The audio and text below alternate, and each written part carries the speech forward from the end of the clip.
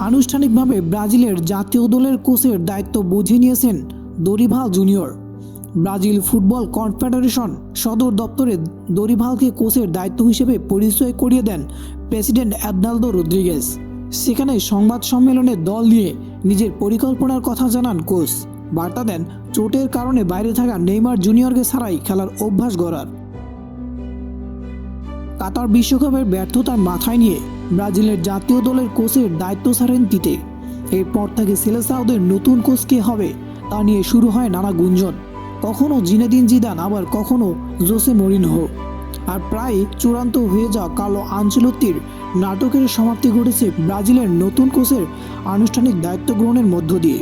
European কোনো coach না এনে নিজেদের কোচের উপর আস্থা রেখেছে 5 বারের বিশ্ব চ্যাম্পিয়নরা। ব্রাজিল ফুটবল কনফেডারেশন সদর দপ্তর আনুষ্ঠানিকভাবে দরিভাল জুনিয়রকে জাতীয় দলের কোচ হিসাবে পরিচয় করিয়ে দিয়েছেন সিবিএফের প্রেসিডেন্ট অ্যাডনালদো রদ্রিগেজ। সেখানেই ব্রাজিল দলের কোচ হিসেবে প্রথম সংবাদ সম্মেলনে কথা বলেন সদ্য নিয়োগ পাওয়া কোচ। জানান সেলেসাওদের নিয়ে নিজের পরিকল্পনার কথা। নিজের প্রথম সংবাদ সম্মেলনে বর্তমান ব্রাজিল দলের সবচেয়ে বড় তারকা নেইমার জুনিয়রকে নিয়েও কথা বলেন দরিভাল।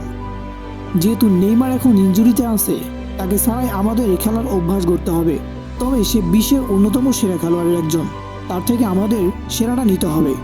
সংবাদ সম্মেলনে উঠে আসে নেইমারের সঙ্গে দ্বন্দ্বের প্রসঙ্গ। 2010 সালে নেইমার সান্তোসে থাকাকালীন কোচ ছিলেন দরিভাল। সে সময় আতলেতিকোর বিপক্ষে একটি ম্যাচে পেনাল্টি নিয়ে দুজন বিবাদে জড়িয়েছিলেন। পরের ম্যাচে নেইমারকে বাদ দেন দরিভাল।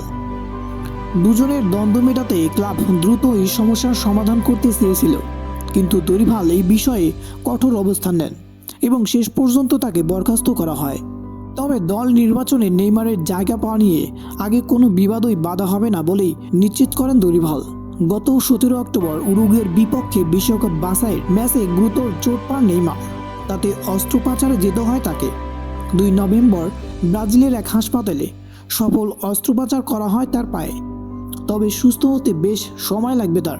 এমনকি জুনে অনুষ্ঠিত হতে যাওয়া কোপা আমেরিকাতেও তাকে পাওয়া যাবে না বলে গত মাসে জানিয়ে দেন ব্রাজিল দলের চিকিৎসক।